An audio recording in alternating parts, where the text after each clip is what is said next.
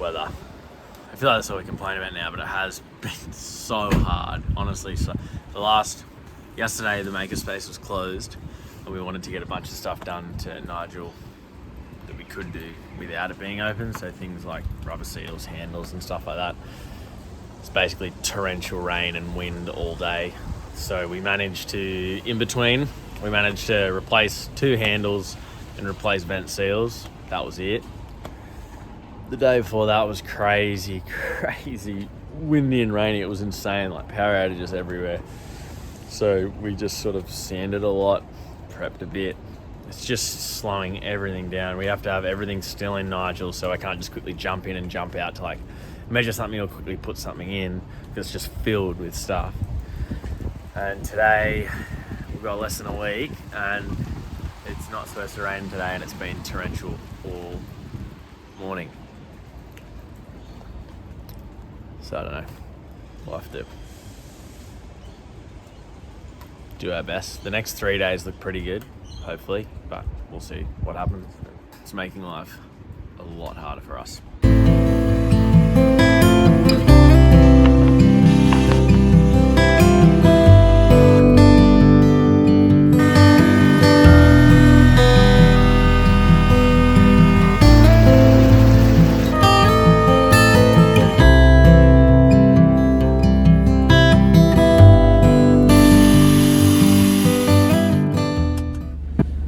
We say this every day, but lots of running around this morning. Doesn't open till 12 today, so we've got some exciting things, but it's still just, we're starting to really feel the pressure of the time that's left with how much stuff we have to do. It's like all of a sudden we have like a week or a bit left, and it's like, yeah, whoa. And the last 2 nights we haven't really slept because it's been so hot, like ridiculously hot. So I think this tiredness and heat's also really making life harder than it should. Oh man. But we are getting the mattress. That'll be cut there. And then we're going to drop it off at the upholstery place to get done over the next week or so. Fingers crossed my measurements are good, because I haven't put together the cabinetry to know exactly if it's all fit perfectly. But yeah, but it's cushions. Yeah, we'll make it work. Sure. Then another trip to Bunnings, as with every day. But annoyingly, a lot of these places are like far flung from each other, so a fair bit of driving around to do.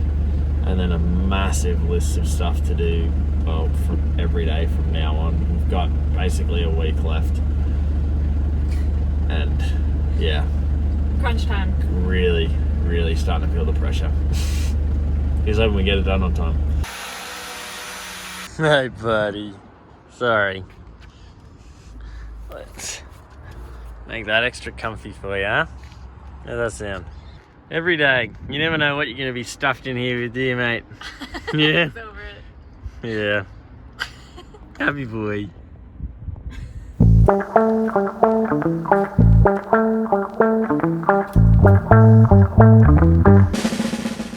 So now it's time to lime wash the cabinetry. It's all done, it's all sanded, it's ready to go.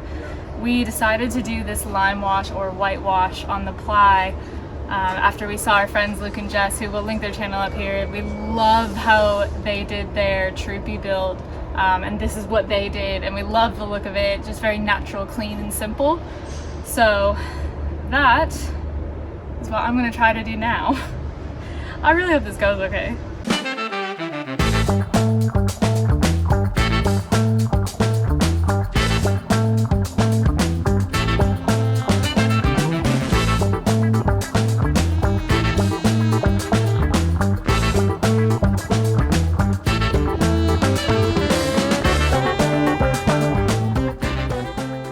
So just did the inside bit. So what you do with this lime wash is you paint it on, and then you wait 1 to 5 minutes, and then you just take a clean rag and you wipe it off. How long you leave it on is how white you want it to get. We don't want it to be too white, we just wanted to give it a nice, like, clean, fresh look. So we wiped it off like almost instantaneously. Obviously you have to do like clean up the little edges and stuff, but we just wanted to test an inside bit that no one will see to make sure that we actually really like it. But yeah, as you can see, compared to the others, It's still very much wood and ply, but just not so yellow, which I actually really love.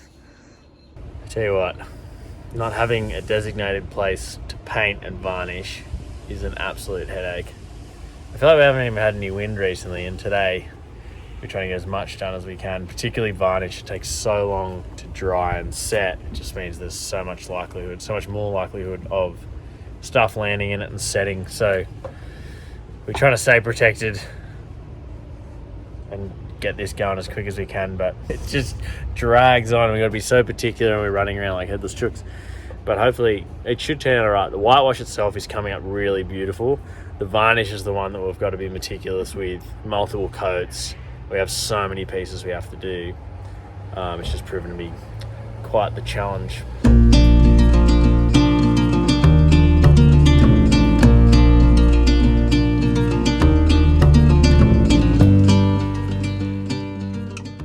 The sun is shining. Look at that. Look at that. And it's not a heat wave. What a concept. Wow, we're doing it. How amazing. Everything's coming up. Only 4 weeks in. Literally, we've been here for like 4 weeks now, and this is our first probably good day. That isn't too hot, too cold, too rainy. We are a little fussy, but it definitely Oh, yeah, but I mean, we're not asking for much. Maybe we are. In Australia, maybe we are. I'm from San Diego, and it's like 75 degrees Fahrenheit and sunny every single day. I don't think we ever check the weather. Anyway, beautiful day, big day ahead. We have our coffees in us, or we will have our coffees in us. And yeah, we just gotta hit the ground running, really. It's what we've been doing every day. It's go time, yeah, but now we're running out of time, so yeah, we can do this. Man, this has been a super long day. Not a whole lot to show for it, to be honest, but it's just so many tiny things. Like the bulk of it's done. We've just sort of been trying to, just in a big cycle of either whitewashing or varnishing, and then getting away from dust and just trying to stay on top of it and do as much as we can. There are still a fair few pieces that I need to fine tune and cut, depending on a couple of things once stuff starts to get fitted. I just really want to make it perfect, so I don't want to go, near enough is good enough. I'm sure I could drop it all in now, but I just want to make it perfect. So yeah, we've still got a few bits to fine tune, and now it's just a few little things of like house structure. I'm going to make it work. Cabinetry I already had organised before we even got here, but it's random little stuff like this. I'll show you what I mean, that I've been working on for all afternoon. It seems so dumb, but it just takes time to try and make the finish really good. So I'll show you. So I'm boarding up this side, because obviously we've got our bench seat here.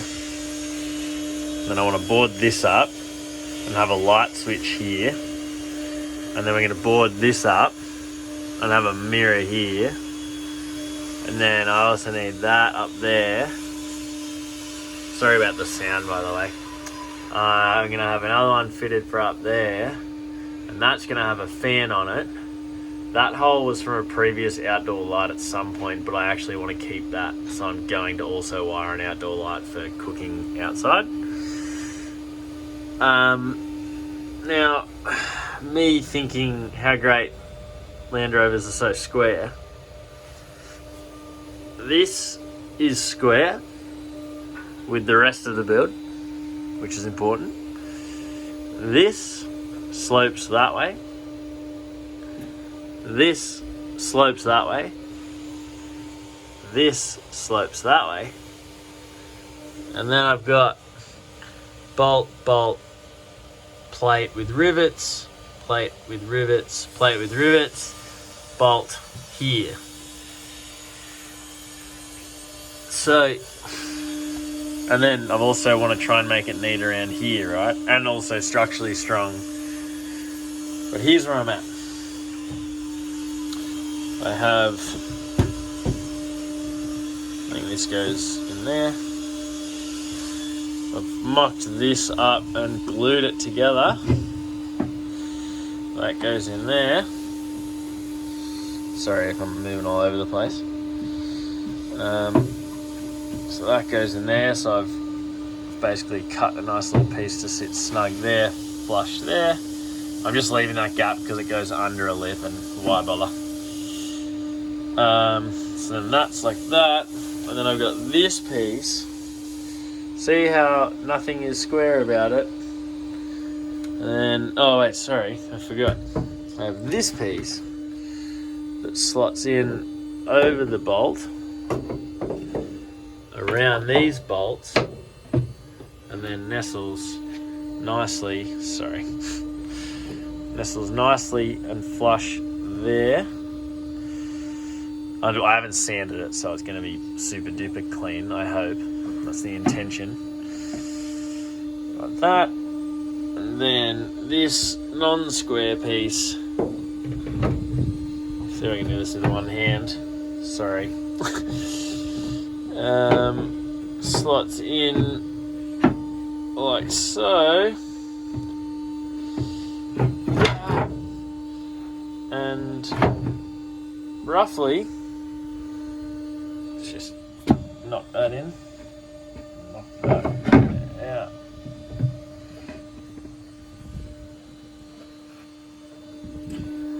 And then roughly, we'll have that. I've already cut the top one that slots in nicely, and then we're gonna,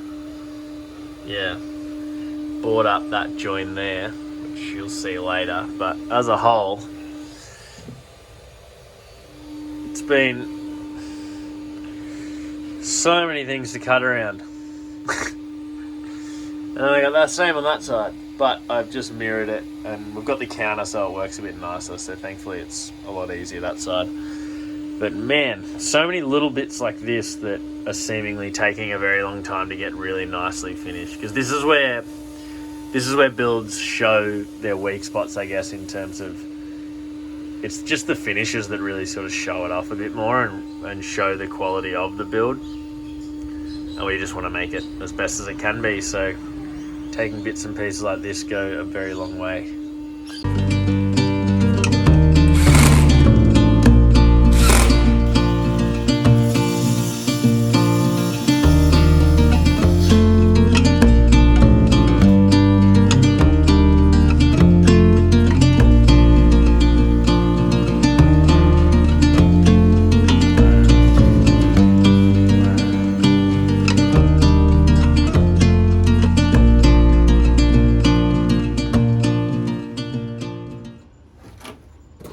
Exciting deliveries. What is this? Roof racks and our water tank, right, Leo?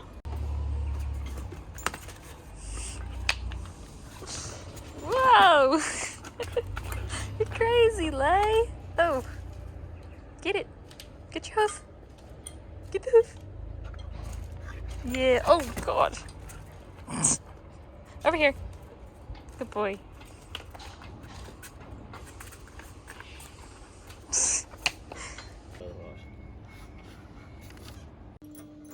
Yeah, you're a good boy. You're very patient. Very good boy. Yeah. So, water system. I took a bit of a risk. I took a bit of a risk with ordering the front runner 36 litre one for a Defender Puma, hoping that the dimensions that it specifically goes by to fit in the wheel arch could somehow be either the same or modified for our setup. Now, on the Puma it's supposed to go there, but we've still got our toolbox cubby thing there. And we have so much space in here that we'll be able to put it. The only difference is our wheel arches are way deeper from the chassis to the top than the Puma one is. So essentially I've got to put the bracket in, but then we've probably got about 50 mil at the top and 90 mil on this side, and then at the back that we've got to screw up into this part to sort of sandwich it all in, and then it also mounts to the chassis down the end. So for the moment I've had to line up some holes. I've drilled out some holes here, and at the back there. Then I'm going to get some pipe and wedge it in through and then bracket it at the top as well so that it's really solidly anchored from the top and it's not sort of just loosely flopping about, hopefully. In theory, that makes sense to me, but it's pretty amazing how perfectly it fits. It's so snug, resting on the chassis so it's nice and strong, and then it's just sort of supporting it from the top that we're going to need to put in through this way. It might sound like gibberish right now, but once I whack it in a second, you'll see. So, had to take the wheel off so that I can get the tank and all that good stuff in here. So I'll take this out. I've got to attach to a couple of marks that I've made in the chassis under there that I've also treated with some rust bullet stuff.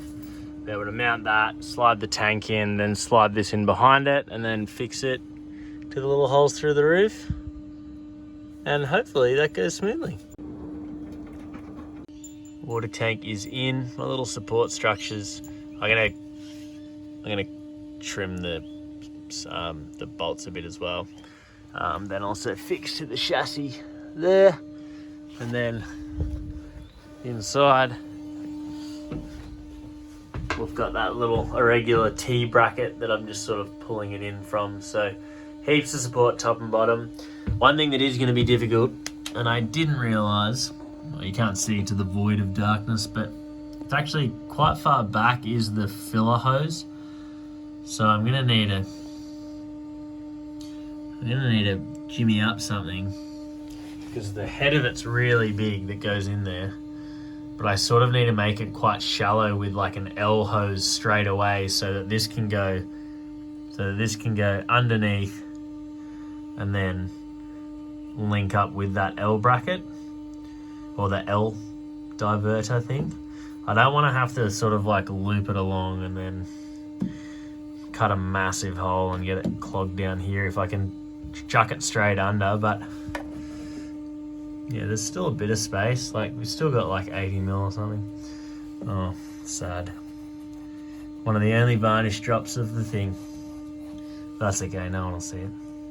It'll be our secret. All right, the fridge is bolted down, which is nerve-wracking.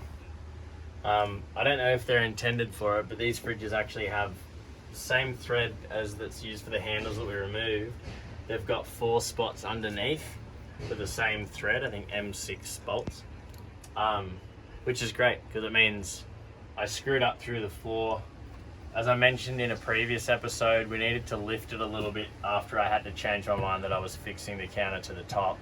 So I needed to lift it a little. But also the good thing about that is there's ventilation for the compressor underneath, so we're giving a bit of a buffer so it's not flat on the ground, but allowing a little bit more air to escape too for keeping cooler. But I'm pretty impressed. I've just got like 2 little long thin blocks of timber that were lined up with the holes. I lined the holes up with here, drilled through it, and then just screwed straight up through. And now that's our final fixed position of the fridge, which is wild. Sort of, we've been waiting for this before we can do anything else in. I'm still aware that if anything happens with the fridge or we need to move something or change it, we need to get the fridge out. It's still going to be possible to get out, but for the sake of building, it's far easier to build around it to begin with. But I'm going to make this front part quite easy to remove and then just unbolt from the bottom and I can lift it out, hopefully easily, but hopefully I don't even have to do that in the future. But it is possible because I have seen it where you build around it, then it's stuck in there forever and you've got to take apart your whole cabinetry. But that's actually holding really nicely. We'll still have support on this side, but for now it's locked in place so we can start putting in things around it to start to look like a home. And hopefully this rain doesn't come. Now the fridge is in, I can actually start 100% solidifying where it's going to go. Seems a bit silly, and like I almost certainly could have been doing it earlier, but I just know, you know, if there's anything it's going to be slightly off or I haven't been thought about, it can just ruin the whole thing. And wanting to make this a really quality build, it's just a matter of doing that extra little bit. It's frustrating that we're under the pump, but I still think we've got enough time to be able to start locking it all in now, which is, I'm so excited. This is crazy. Look at that. Lovely. You little seamstress. Yeah, I think I found my new hobby. What else can I sew? I'm just gonna make all my clothes. That looks Obviously, great. Obviously needs to be ironed. Yeah, it's a bit creased, but Yeah, this is our backdoor one. We're not doing it. This is the one and only like this one, where we're gonna just roll it up and tie it up the top, and then the others are gonna be more just your normal curtains that slide along tracks. But Kendall's also done them as well. Happy days. And here's the rain. Can't believe it. Cannot believe it. But Ash had such a nice visitor. Martian, absolute legend. He ended up giving us a little LED collar for Leo. Had a nice chat with him. Absolute legend. Some of the people we've met have just been so beautiful and so amazing to meet. People that have followed us for short or long periods of time. It's just, yeah, it's really cool. There are a couple of people that came up to us a few days ago. It's just, yeah, it's really nice to have people come and say good day. We just can't thank you enough for just following along and just subscribing and following along the silly things we decided to embark on, like finishing this build today, and it's raining.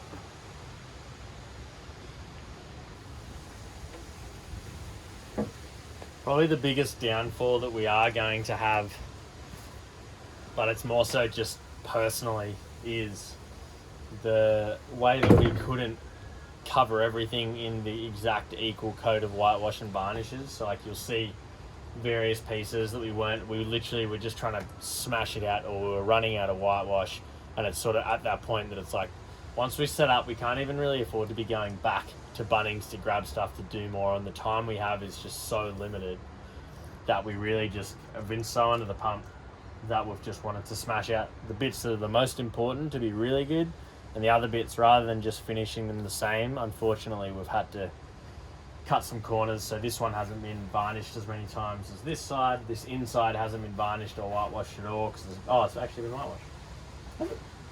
I don't know. We've lost track, but when doing it, it's just, yeah, not the same finishes that we'd like, but you got to do what you got to do, and once it's all together, no one will know. Except you.